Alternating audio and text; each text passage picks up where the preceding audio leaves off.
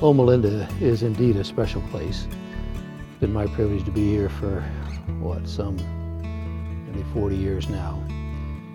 And through that time, and particularly now in more later years when I'm in administration, I get many people asking, why is this so special?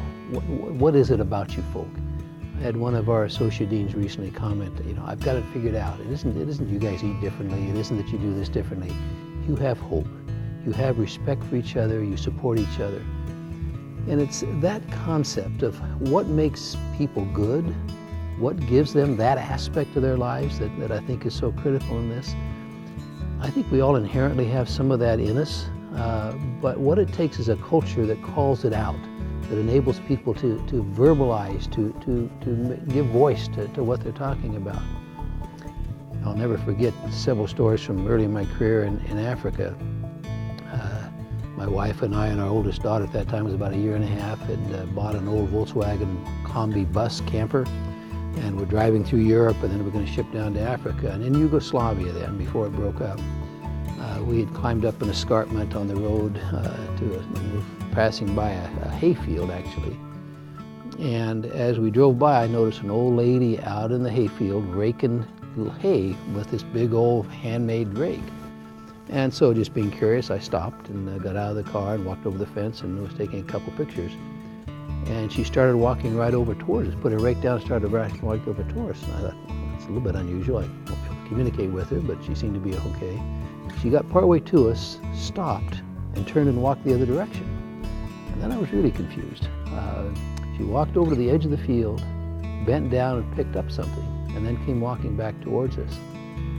And I had no idea what to expect. I stood there, I was holding Chandra, our daughter, 1.5 years, and she walked up to us.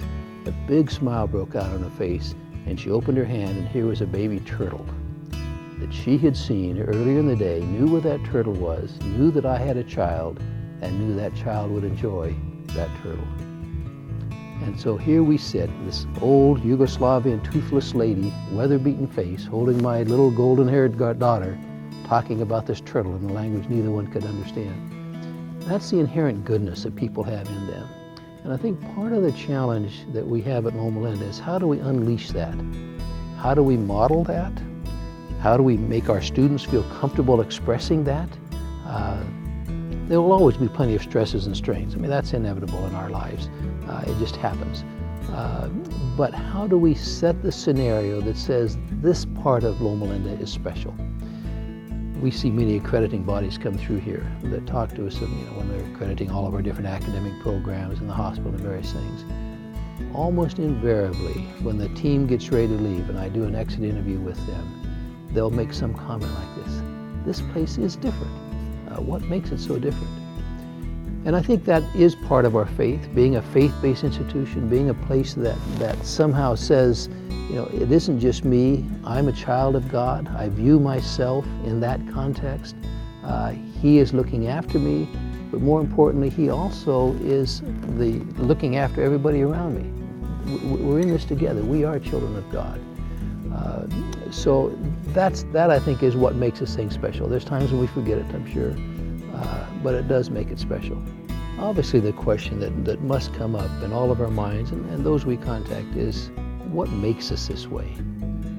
Because you don't get this by planned behavior. You get this by an inward feeling, an understanding of yourself.